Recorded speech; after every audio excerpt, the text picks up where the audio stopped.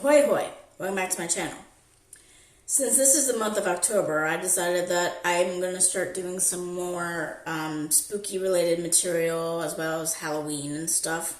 Because I like to call October Halloween month or spooky month.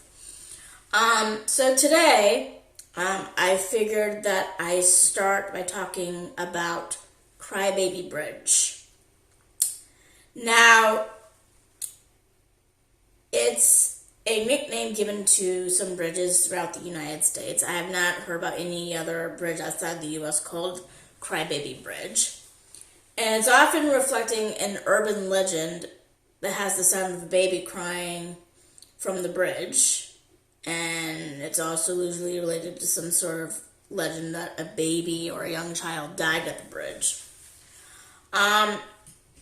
Sorry, there's two flies buzzing around me right now. I will try to focus more on the one in Maryland, which is Governor's Bridge.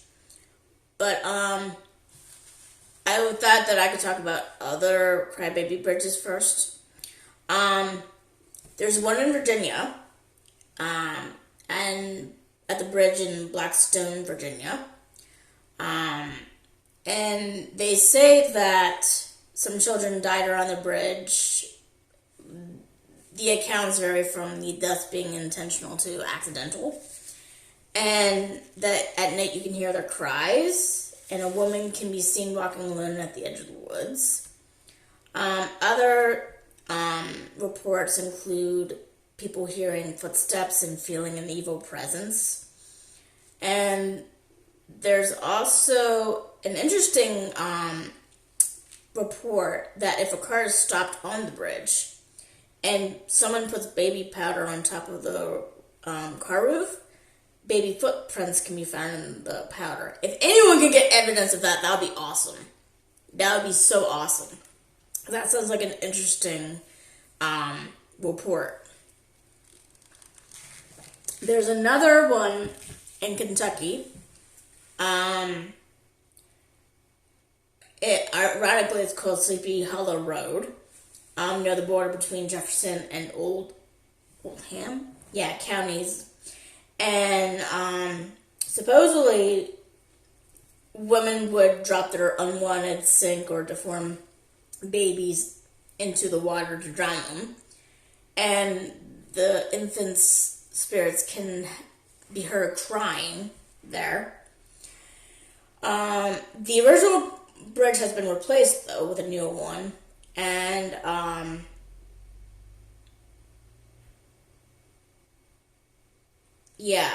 apparently I think this happens along that road for some reason, from what I'm reading.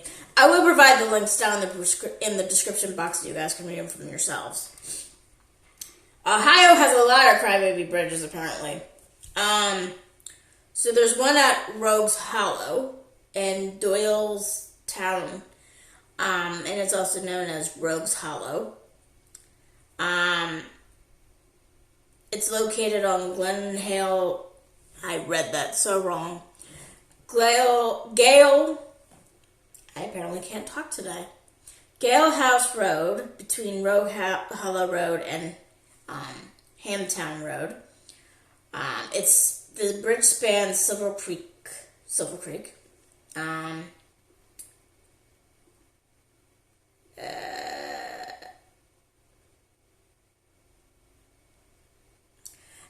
There's no mention of what is reported other than the typical things that you get with a bridge. It's called Crybaby Bridge.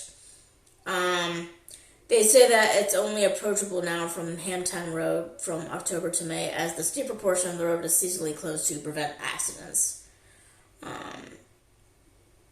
Okay.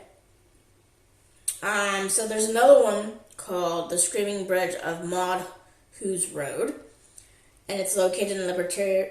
Oh, I almost said that so wrong. I did say that so wrong. Liberty Township, in Butler County. It's the site of many terrible accidents and suicides. There's a railroad track that lies 25 feet below the bridge. And they say that 36 people at least have been reported dead or around the Maud Hughesburg Bridge. Paranormal reports include ghostly figures, mists, and lights have been reported, as well as black hooded figures in a phantom train. Oh, phantom train, that sounds interesting. The legend says that a car carrying a man and a woman stalled on top of the bridge. The man got out to get help while the girl stayed. When the man returned, the girl was hanging on the bridge above the tracks. The man then supposedly perished with unexplained causes. Probably committed suicide or something. To this day, many people have reported hearing the ghost conversations, then a woman's scream followed by a man's scream. So was he murdered too? A second story is that a woman was being chased down the road, and when she got to the bridge, she did not know the area and thought there was a river underneath. So she jumped over the bridge, and when she saw the train tracks, screamed all the way down to her death. They say to this day, on certain nights, you can still hear her screaming. Another popular, I got goosebumps just reading that one. Another popular and typical Crybaby Bridge story says that a woman once threw her baby off the bridge and hung herself afterwards.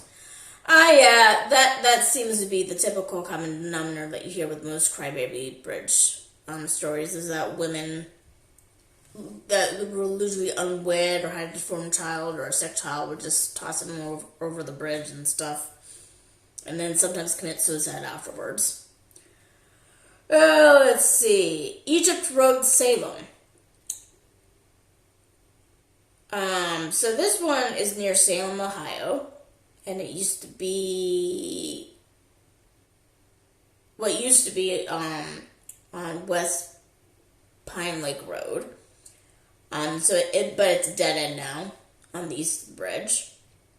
Legends say that a crying baby to one that fell in accidentally and drowned. This tidbit's interesting. There's a rumor that there's a cult of some sort in the woods surrounding the bridge. In 2010, so this was just 20 years ago. So just 10 years ago, there was a murder of an elderly woman that was found, strangled to death, and burned just off the bridge. The road is closed as it has an access way to high voltage utility lines. The baby cries can be heard during the day as well as at night. So that's interesting. So usually you mostly hear the baby crying at nighttime. And seriously, this bridge at Egypt Road looks creepy as fuck. Seriously, it does. I mean, this is going to be in the pages that I provide anyway, especially from the one I'm reading right now. So the last Crybaby Bridge in Ohio is the one of the area of Melon Heads. Maybe those of you in the area will understand what that means. The bridge is on Wisner Road in Chardon Township. I apologize if I fuck up the way I say this, but Geauga County. So it's just north of Kirtland Chardon Road. A large section of the road is permanently closed. The bridge lies just before the south end of the closed section. Okay. And it doesn't really go into other details and stuff. There's at least two in Maryland. Or one, yeah. Or technically three in Maryland. But I'll go into the ones in Maryland eventually, especially Governor's Road or Governor's Bridge. There's three in Texas. One at and I apologize if I say this wrong, Clab. It's spelled Kalb. Crybaby Bridge or Spook Bridge is located 25 miles of Texarkana. Is that where Texas and Arkansas meet? I know there's a few areas that meet that are border towns and stuff, so I wonder if that's one of them. Anyway, it runs across a county road, 4130, located 4 miles south of the collapsed, Texas. Legend says that a mother driving a car plunged into the creek and the baby drowned in the near freezing waters. Ouch. There's one, Jack Creek, a stream west of Lufkin, Texas, has been known for years as Crybaby Bridge. Supposedly because a woman and a baby died when their audio veered off a wooden bridge and fell into a steep creek. Annette Sawyer of Lufkin said visitors who come to the site at night claim they had heard sounds resembling a baby crying. One visitor supposedly found the imprint of a baby's hand on her auto window after returning from the bridge. And that's another thing too. Other than women having babies out of wedlock or whatnot, throwing their babies over the bridge, another common thing you hear among people is that it's always a car going over the bridge and crashing into the waters beneath it, and no one's surviving. Usually it's a mother and her baby. Other times it's a whole family and stuff like that. So yeah. Last one in Texas is Port Neches. Sarah Jane Bridge on East Port Neches Avenue in Port Neches, Texas, is said to be a bridge from which a baby of the same name was thrown into the alligator-infested water by a man who had murdered the child's mother. Damn. It is said Sarah Jane can be heard crying from the water when one stands on the bridge on hot summer nights. The child's mother, a headless ghost, wandering the woods nearby, can also be heard whispering Sarah Jane as she searches the forest with a lantern. The legendary Sarah Jane is Sarah Jane Block, who's lost no children and lived to the age of 99. Okay, that's been kind of debunked a little bit. Must be somebody else.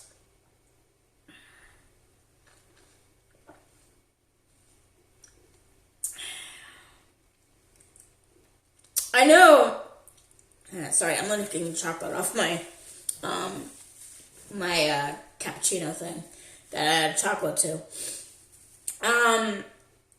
It is funny when people assume that a certain spirit is haunting them, but the thing is, and I learned this from watching Ghost Hunters and just researching paranormal research, is that who you think may be haunting the area may not be who you think it is. Because the thing is, too, that a haunt can happen also because of stuff nearby or of, personal items. Because they said that a spirit can latch onto it, and it's a memory, and it's usually a residual haunt.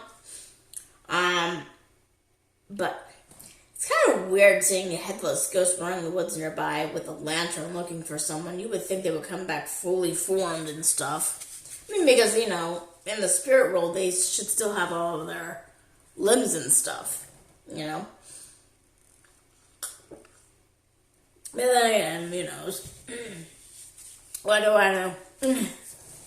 Okay. One last non-Maryland Crybaby Bridge, and that one's in Utah. And it's in the small town of Bear River City. And there are claims many years ago a woman drove off the bridge with 2 children in the car, killing all 3 of them. It is said that honking the horn 3 times will elicit a response from the ghostly children. Oh, that sounds interesting. Have anyone ever done this before? If you've done it, make sure you record it so I can watch it. That would be kind of cool. Some claim to have heard a child's voice saying, "Don't do it, mother." That doesn't sound good. So it's an implication that it wasn't a accident. It was a murder. And that wouldn't be the first time. Nope. Finally, on to Maryland's Crybaby Bridges. First, I'm going to briefly mention one that's not really specified.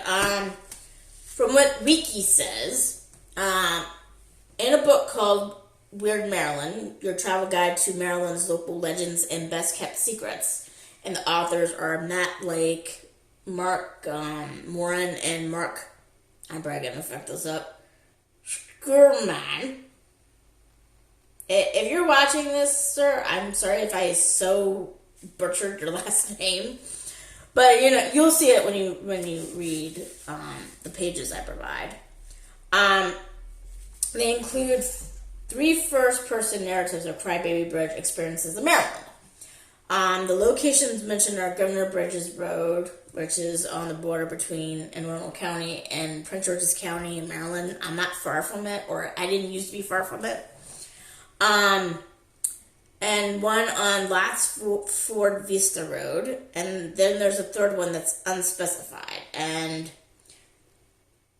But it's possibly described as the Lats Ford Vista Road. And trust me, when I tried to look up that one, I had a hard time trying to get a good visual of it, because every time I tried looking for Lats Ford Vista Road Bridge, it always showed me Governor's Bridge. So it's like, and of course, Vista Road's not too far from Bowie. It's part of Bowie in some areas. The latter narratives make mention of purported satanic churches near the bridge. That's a new one for me. And appearance of the Goat Man. Now, I said last year when I was talking about Goat Man, and I will have the video at the end of this video that you can watch for yourselves. I did mention in that video that the Goat Man was reportedly seen around Crybaby Bridge or Governor's Bridge in Maryland. So yeah, and there's more to talk about in a bit. But I would like to mention a controversy about the Crybaby Bridge urban legend. So in 1999, a Maryland folklorist named Jesse Glass presented a case against several Crybaby Bridges being genuine folklore, contending that they were instead fake lore that was knowingly being propagated through the internet. According to Glass, nearly identical stories of Crybaby Bridges in Maryland and Ohio, as I mentioned, began to appear online in 1999, but they could not be confirmed through local oral history or media. Among Glass's examples was the story of the bridge between Westminster, Maryland, which concerned the murder of escaped slaves and African American children. It's located specifically on Rockland Road, just off of Uniontown Road outside of Westminster City, limits past Route 331. So this is obviously not near me in Maryland. Let's see, where is Westminster, Maryland again? That sounds... it's in Carroll County. Okay, so it's... yeah, that's why I'm clueless about this one. In the 1800s, the story held unwanted black babies were drowned by being thrown off this bridge. Regional newspapers, such as the American Sentinel and the Democratic Advocate, which usually covered racially motivated murders of the period, make no mention of the events described online. However, in their book, Weird U.S., Your Travel Guide to America's Local Legends and Best Kept Secrets, the aforementioned authors that I mentioned just a few minutes ago, Mark Moran and Mark Skierman, sorry again for butchering your last name, relate the story of a purported Crybaby Bridge on Lats Ford Vista Road between Bowie and Upper Marlboro, asserting that this bridge had made believers out of skeptics. The text included from their informant makes no mention of escaped slaves, but it does repeat a familiar component of such legends, an out-of-wedlock birth. Having said that, the thing is, I know something like the Goat Man has been going around since the 70s. So this predates the internet, in my opinion. And there have been murders. There have been some murders at the bridge, not just unwanted babies being thrown on the bridge or cars crashing off the bridge, but there's been actual murders near the bridge. Now, I did try to do some research about to see if there's any confirmed murders happening on the bridge, but there isn't. There's also anyone who's been murdered has usually been found in the woods near Governor's Bridge.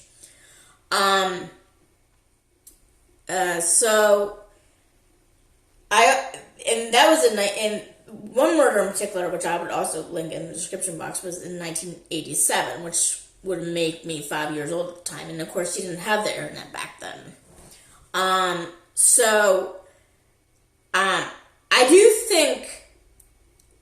don't think it's a legend much of women doing that, because here's the thing, and this is what I've researched throughout history.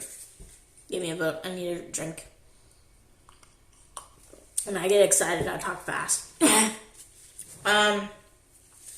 So, one thing that's not known, and this I read in, Richard Shankman, I think that's his book. I should know this by now. And I'm failing miserably. But my memory is not as good as it used to be. I do think it's Richard Shankman's. He has a book called The World, a book called regarding world history and U.S. history, and it's about legends, lies, and all this other stuff regarding the history of both. And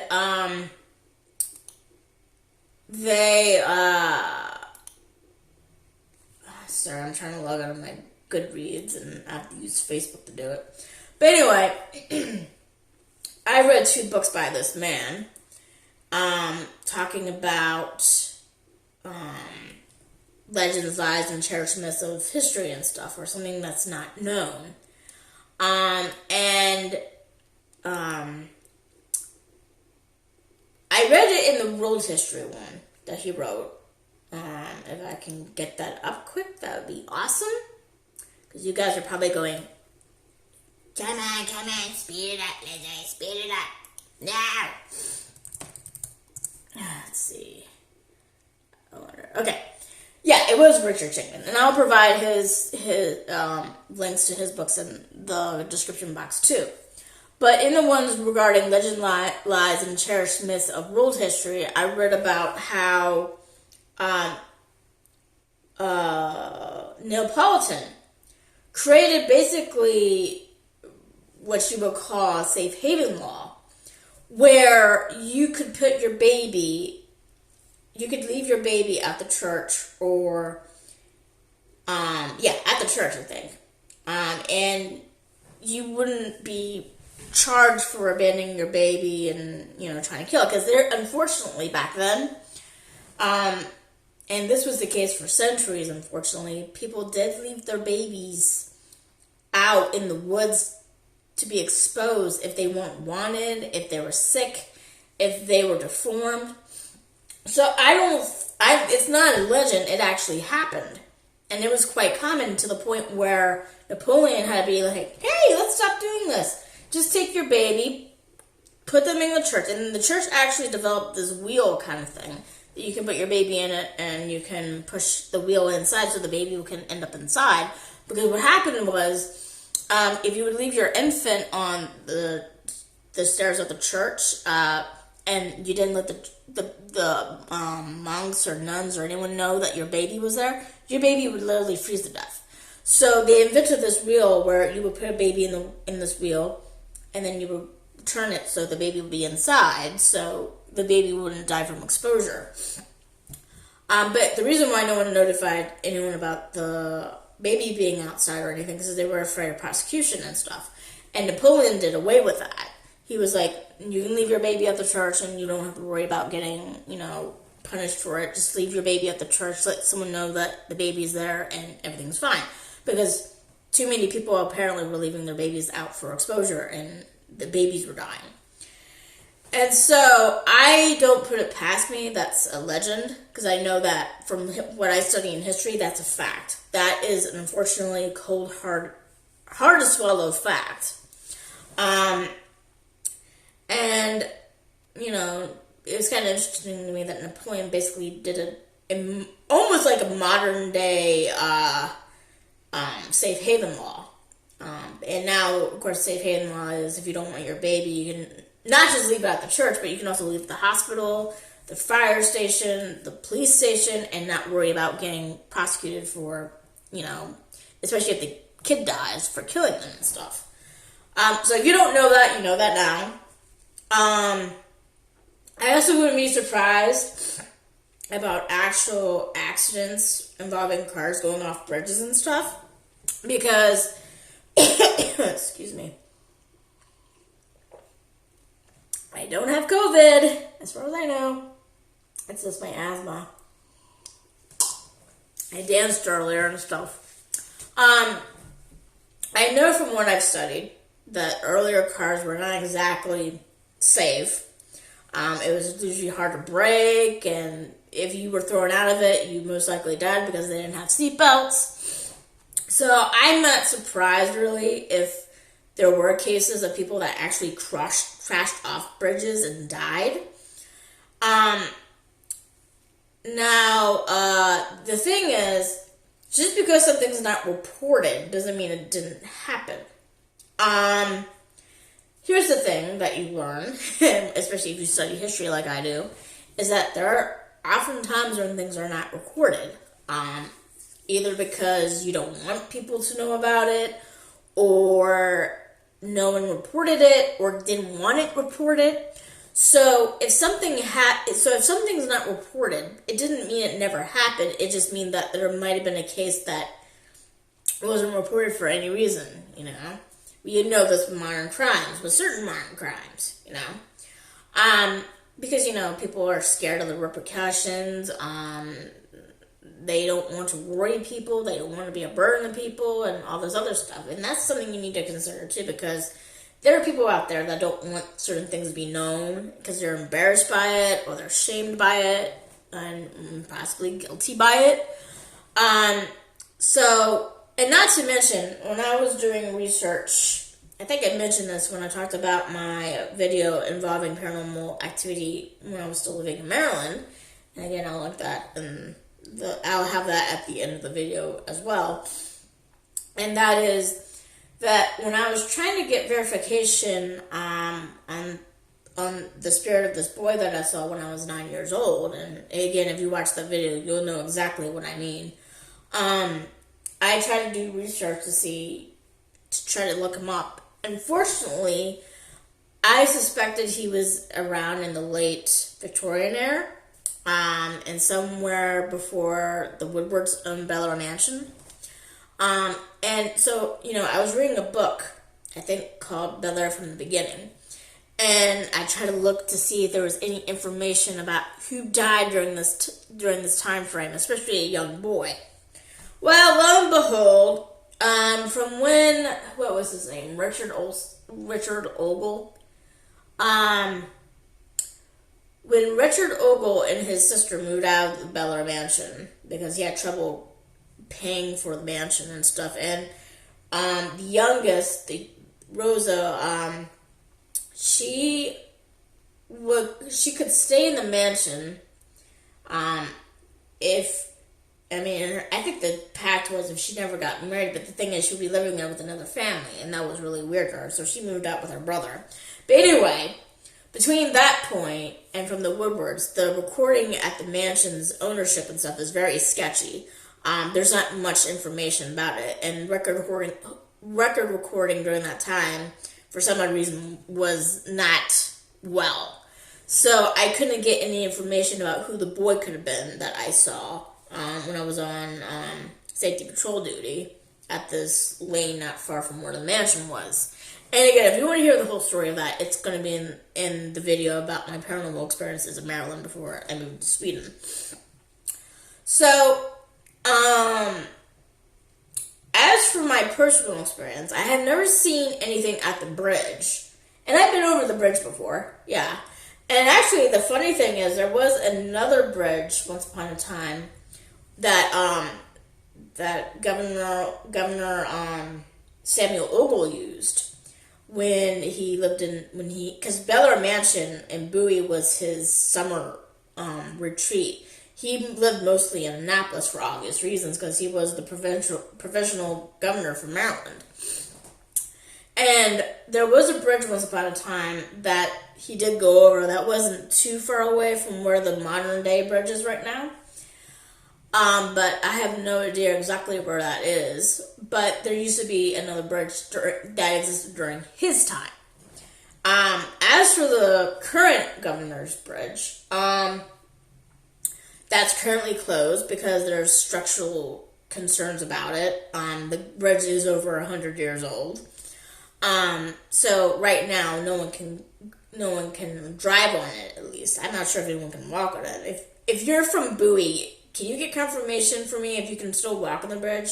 I know you can't drive on it. And I think it's been closed since at least 2016. So, and as far as I know, it hasn't been reopened yet.